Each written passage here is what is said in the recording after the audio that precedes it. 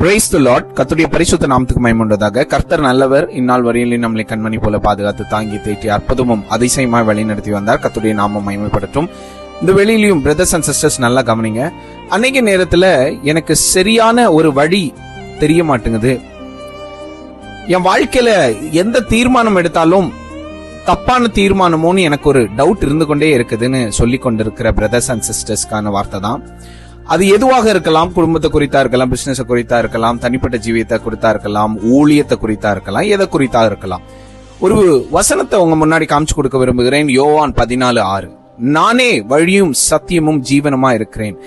ஏசப்பா தான் நமக்கு வழியும் சத்தியமும் ஜீவனுமா இருக்கிறாரு. நல்லா புரிஞ்சுக்கோங்க. நமக்கு போதித்து வழி எதுன்னு காமிச்சு அழகா நடத்துவாரு. ஒரு தீர்மானத்தை நம்ம எடுக்கிறதுக்கு முன்னாடி ஏசப்பா கிட்ட கேட்கலாம், இதுல என்ன தீர்மானம் எடுக்கன்னு.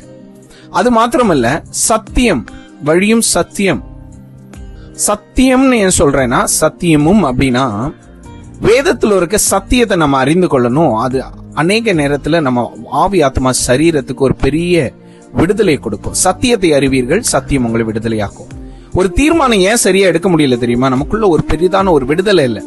ஏதோ எல்லாரும் பண்றாங்க நானும் பண்றேன்னு அவங்கள போலயே காப்பி அடிக்கிறோம். அது இல்லாம ஒரு விடுதலை பெற்றுக்கொண்டு கர்த்தருக்குள்ளாக தீர்மானங்களை எடுக்க கத்துக்கணும்.